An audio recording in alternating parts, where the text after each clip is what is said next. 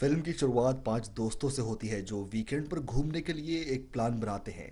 इन पांचों दोस्तों में से सबका स्वभाव अलग अलग होता है।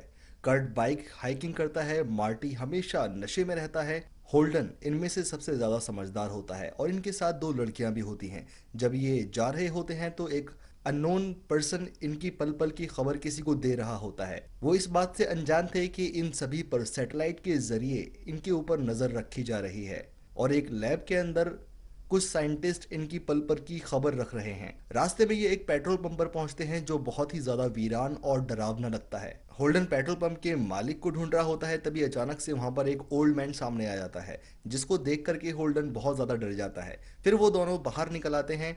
ओल्ड मैन और होल्डन दोनों बाहर निकल आते हैं। कर्ट कहता है कि हमें पेट्रोल डलवाना है। ओल्ड मैन बोलता है कि तुम्हें दिखाई नहीं देता कि ये पेट्रोल पंप वीरान और बेकार है। तभी होल्डन उससे रास्ता पूछता है और ओल्ड मैन कहता है कि हाँ, मैं उस जगह को जानता हूँ, लेकिन वो बहुत ज़्यादा खतरों से भरी हुई है। वहाँ पर बहुत सारे लोग जाते तो हैं लेकिन वहाँ से लौटकर वापस नहीं आते। तुम लोगों का वहाँ से लौट कर आना बहुत ज़्यादा ज़रूरी है। पेट्रोल पंप का मालिक बहुत ज़्यादा खड़ूस और बहुत ज़्यादा रूड था। वो उसका व्यवहार देख करके वहां से निकल जाते हैं। उनकी वैन एक टनल की तरफ जाती है और वो उस टनल में चले जाते हैं। पास ही एक ईगल उड़ता हुआ नजर आता है जो अचानक से एक इनविजिबल वॉल से टकराकर मर जाता है। ये पांचों दोस्त अपनी लोकेशन पर पहुंचते हैं और वहां पर उनको एक केबिन नजर आता है जो बहुत ही ज्यादा डरावना और पुराना था। वो पांचों दोस्त अंदर चले जाते हैं और अपने अपने कमरे में सामान रख देते हैं। तभी होल्डन की नजर एक शीशे पे पड़ती है जहां दूसरी तरफ डैना अपने कपड़े चेंज कर रही होती है।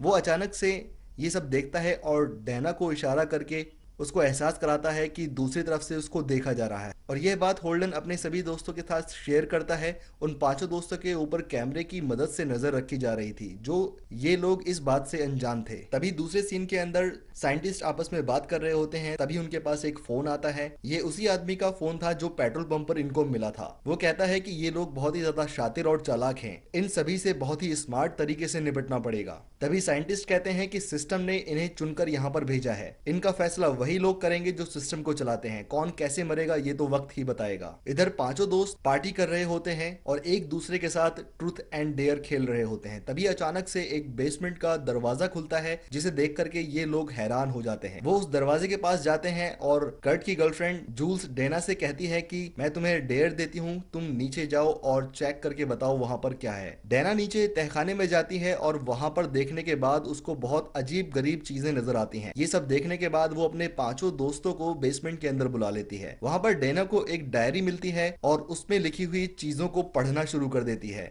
उस केबिन के आसपास की जमीन फटकर कुछ मुर्दे बाहर आने लग जाते हैं। ये सब देख करके लैब के अंदर साइंटिस्ट जश्न मना रहे होते हैं। तभी एक सिक्योरिटी ऑफिसर एक साइंटिस्ट से पूछता है कि ये सब क्या है। साइंटिस्ट बोलती है कि ये हमारी पुरानी दुनिया के हैवान हैं। इसके बाद डायरी पढ़ने के बाद वो पांचों दोस्त वापस ऊपर ड्राइंग रूम में चले आते हैं और आपस में बात कर रहे होते हैं कि ये सब चीजें अजीब हैं। लेकिन मार्टी नशा करने की वजह से बहुत ही ज्यादा स्मार्ट हो चुका था, उसका दिमाग बहुत तेज चल रहा था। वो कहता है कि यकीन करो ये सब चीजें अजीब हैं, ये नॉर्मल नहीं है, इनके पीछे कुछ ना कुछ रहस्य जरूर है। तो डैना उसको बोलती है कि तुमने नशा ज्यादा कर लिया है इसलिए तुम्हें अजीब अजीब चीजें फील हो रही हैं। डैना होल्डन के पास जाती है और होल्डन वही किताब पढ़ रहा होता है जो उन्हें बेसमेंट में से मिली थी। होल्डन बोलता है कि मुझे लैटिन आती है और वो पूरी किताब पढ़ना शुरू कर देता है। कर्ट और जूल्स जंगल में घूमने चले जाते हैं और वहां पर रोमांस करना शुरू कर देते हैं। तभी अचानक जंगल में से एक हैवान निकल कर आता है जो जूल्स के ऊपर हमला कर देता है। कर्ट भी इस हमले से घायल हो जाता है और एक तरफ गिर जाता है। जूल्स को एक हैवान चेन में बांध देता है और उसे अपनी तरफ खींचने लग जाता है और उस हैवान के आसपास बाकी हैवान भी इकट्ठा होना शुरू कर देते हैं और जूल्स को मार डालते हैं। कर्ट ये सब चीजें बेबस होकर देखता रह जाता है। ये सभी चीजें साइंटिस्ट अपनी स्क्रीन पर देख रहे होते हैं। तभी उनमें से एक साइंटिस्ट उठता है और एक मशीन का लीवर ऑन कर देता है जिसकी मदद से जूल्स का खून एक रहस्यमयी जगह पर आकर जमा होना शुरू हो जाता है। मार्टी एक कमरे में बैठा हुआ स्टडी कर रहा होता है। उसे अचानक से कुछ आवाजें सुनाई देने लग जाती हैं जो बहुत ही खतरनाक और भयानक होती हैं। वह नशे में होता है और वह सोचता है कि बाहर जाकर वॉक करके आता हूँ। मार्टी केबिन के बाहर आकर खड़ा हो जाता है। तभी उसे कुछ आवाजें और ज्यादा सुनाई देने लग जाती हैं। उसके पीछे एक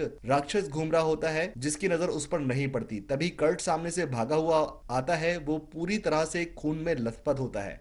भागते हुए मार्टी एक हैवान बच्ची से टकरा जाता है और वो जमीन पर गिर जाती है। वो दोनों अंदर केबिन में चले जाते हैं और उन दोनों की ये हालत देख करके उनके बाकी दोस्त बहुत ज्यादा परेशान हो जाते हैं। वो पूछते हैं कि जूल्स कहाँ पर है। कर्ट बोलता है कि जूल्स मर चुकी है। तभी उन्हें दरवाजा खटखटाने की आवाज आती है, तो वो दरवाजा खोलते हैं। वो देखते हैं कि एक हैवान उनके सामने खड़ा हुआ है जिसके हाथ में जूल्स की कटी हुई गर्दन थी।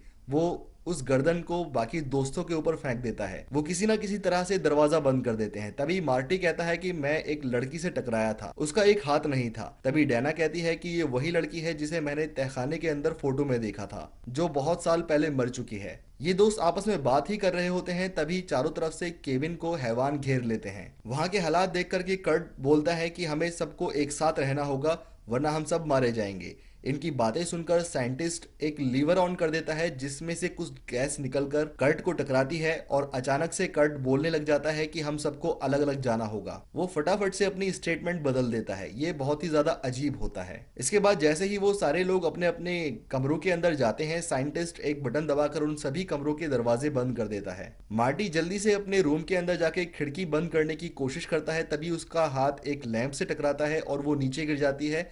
वो देखता है कि उसके अंदर एक कैमरा लगा हुआ है। तभी डैना और होल्डन एक बेसमेंट में चले जाते हैं और वहां पर बात कर रहे होते हैं। तभी एक हैवान छत से होल्डन को एक चेन के जरिए बांध लेता है और अपनी तरफ खींच लेता है। ये देख करके डैना बहुत ज्यादा परेशान हो जाती है। उसके हाथ में एक चाकू लगता है। वो उस हैवान को मार डालती है। इन सभी इंसिडेंट्स के बाद बाकी बचे हुए दोस्त वहां से भागने की कोशिश करते हैं और वो अपनी वैन की तरफ चले जाते हैं। तभी साइंटिस्ट अपनी स्क्रीन पर देखते हैं कि वो भागने की कोशिश कर रहे हैं। वो उसी टनल से निकलकर जाएंगे जहां से वो वापस आए थे।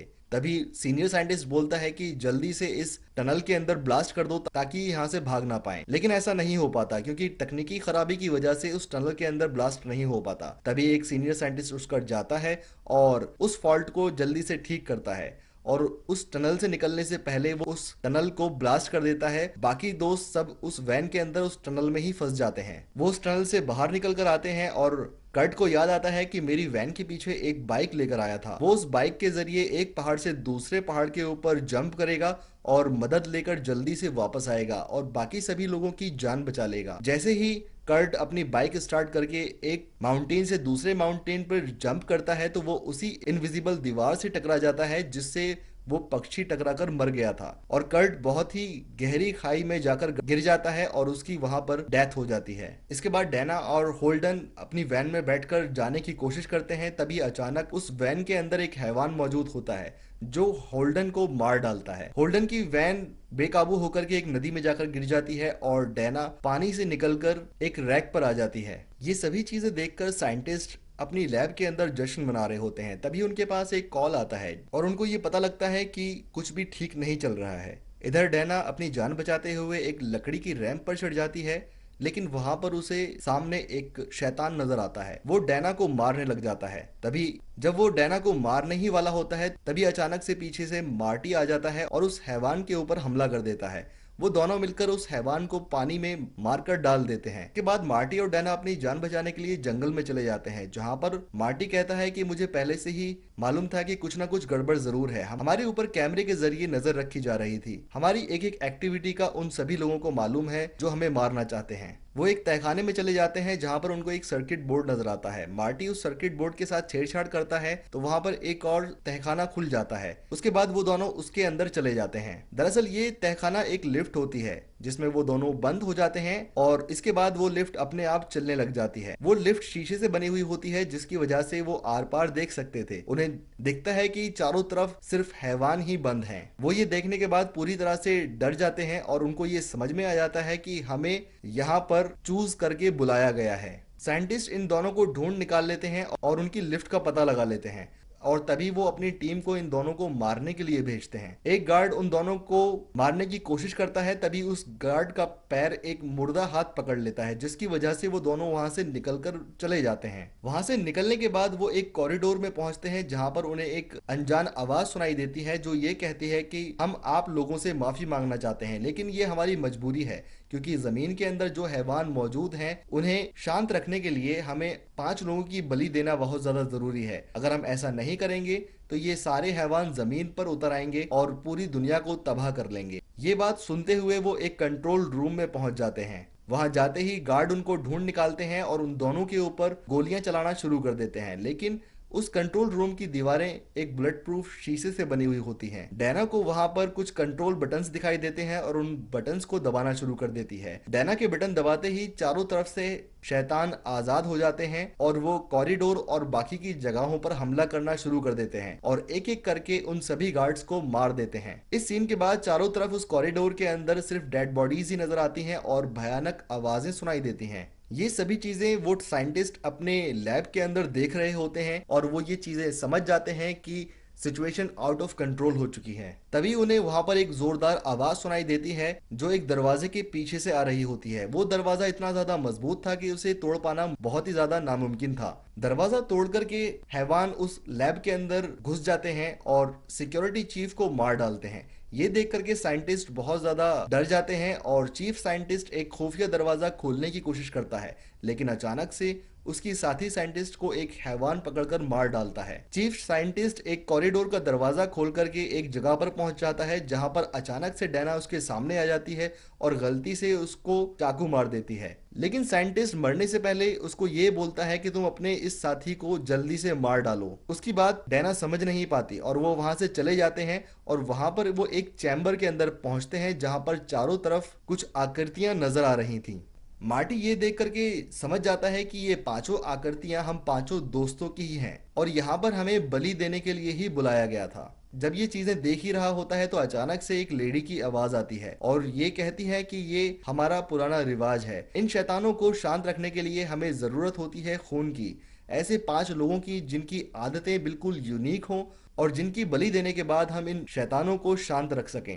वो लेडी डैना से कहती है कि आखिर में जो बचता है उसकी मौत या जिंदगी तकदीर के ऊपर छोड़ दी जाती है, क्योंकि आखिर में जो बचता है वो प्योर होती है, यानी कि तुम ही वो प्योर हो। तभी मार्टी उससे पूछता है कि अगर तुम बलि ना दो तो क्या होगा। इसके जवाब में वो लेडी कहती है कि अगर हम बलि नहीं देंगे तो ये सारे शैतान आजाद हो जाएंगे और पूरी दुनिया को खत्म कर डालेंगे, तुम्हें भी और मुझे भी। इस दुनिया के अंदर कोई भी नहीं बचेगा, इसीलिए 5 लोगों की बलि देना ज्यादा जरूरी है पूरी दुनिया की बलि देने के बजाय। तभी वो लेडी डैना को मार्टी को मारने के लिए मना लेती है। डैना अपने दोस्त मार्टी के ऊपर निशाना लगाती है। तभी तभी अचानक से डैना के पीछे एक वेयरवुल्फ आ जाता है जो डैना को हमला करके घायल कर देता है। इसका मौका पाते ही मार्टी उस लेडी के ऊपर हमला कर देता है जो इन सभी चीजों को कंट्रोल करती है। डैना को घायल देख करके वेयरवुल्फ मार्टी और उस लेडी की ओर जाता है। तभी अचानक से मार्टी उस लेडी को अपने ऊपर कर लेता है और वो वेयरवुल्फ उस लेडी को मार डालता है और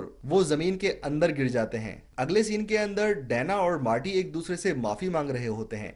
तभी अचानक से वहां की जमीन फट जाती है और एक विशालकाय शैतान का हाथ निकलकर जमीन फाड़कर बाहर आ जाता है और यहीं पर मूवी का एंड हो जाता है।